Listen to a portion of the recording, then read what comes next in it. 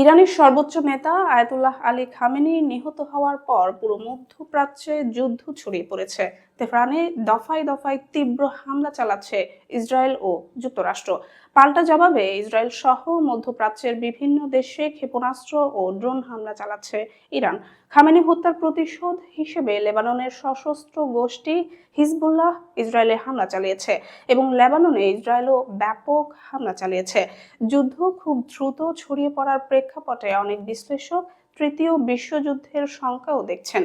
ইরানে গত শনিবার হামলা শুরু করে ইসরায়েল ও যুক্তরাষ্ট্র। সোমবার ছিল যুদ্ধের তৃতীয় দিন।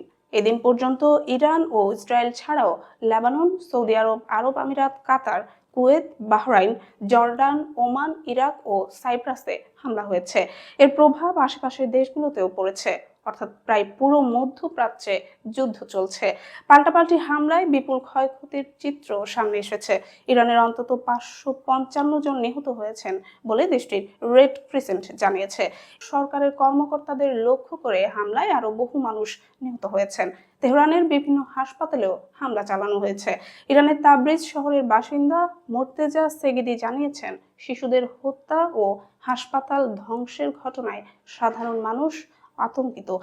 যুক্তরাষ্ট্র ও ইসরায়েল ইরানের 131টি শহরে হামলা চালিয়েছে। তেহরানের রেভলিউশন স্কয়ার এবং নীলোফার স্কয়ার সহ বিভিন্ন স্থানে হামলার খবর পাওয়া গেছে। আইআরজিসি প্রধান কার্যালয়ও ধ্বংসের দাবি করেছে। ইরানের নাতাঞ্জ ও ইস্পাহান পরমাণু স্থাপনায়ও হামলা চালানো হয়েছে। ইরানের হামলায় ইসরায়েলের 10 জন এবং 4 মার্কিন সেনা নিহত হয়েছেন। এছাড়া মধ্যপ্রাচ্যের বিভিন্ন দেশে একাধিক জ্বালানি স্থাপনা ও পরিশোধনাগার লক্ষ্যবস্তুতে পরিণত হয়েছে। আবুধাবি, রাস, তানুরা ও কাতারের কিছু স্থাপনায় ক্ষেপণাস্ত্র ও ড্রোন হামলা চালানো হয়েছে। এই হামলার প্রভাবে বৈশ্বিক তেলের দাম বেড়েছে। লেবাননের হিজবুল্লাহ ইসরায়েলে ক্ষেপণাস্ত্র ও ড্রোন হামলা চালিয়েছে।